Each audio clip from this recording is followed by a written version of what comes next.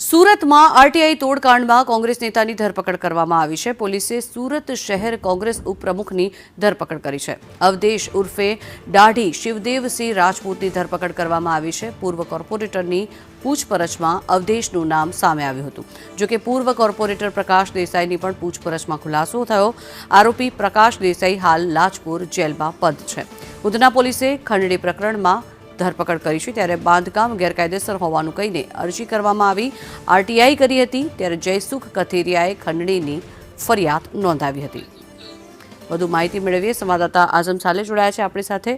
આઝમ, શું વિગત છે જ્યારે અનેક ખુલાસા સામે આવ્યા છે?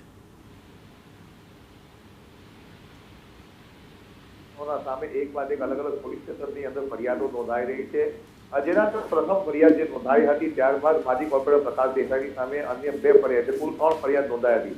છેલ્લી ફરિયાદ જે નોંધાઈ હતી તેના અંદર સુરતના ઉધના વિસ્તારમાં આવેલી સંદેશ સ્કૂલ પાસે રૂપિયા 1 લાખની ખંડણી મામલાનો મામલો સામે આવ્યો હતો। જેના અંદર પ્રથમ પૂર્વ કોર્પોરેટર પ્રકાશ જસવંતભાઈ દેસાઈની લાજપોર જેલમાંથી અટકાયત કરીને સત્તાવાર રીતે ઉધના પોલીસે ધરપકડ કરી હતી। પૂછપરછમાં સુરત શહેર કોંગ્રેસના ઉપપ્રમુખની નામ ખુલ્યું હતું અને હવે એમની પણ ધરપકડ કરવામાં આવી છે। અવધેશ ઉર્ફે દાઢી શિવદેવસિંહ રાજપૂતની ધરપકડ કરવામાં આવી છે। ઉધના પોલીસે ખંડણી પ્રકરણમાં વધુ તપાસ હાથ ધરી છે। જી, આભાર આઝમ સમગ્ર માહિતી બદલ।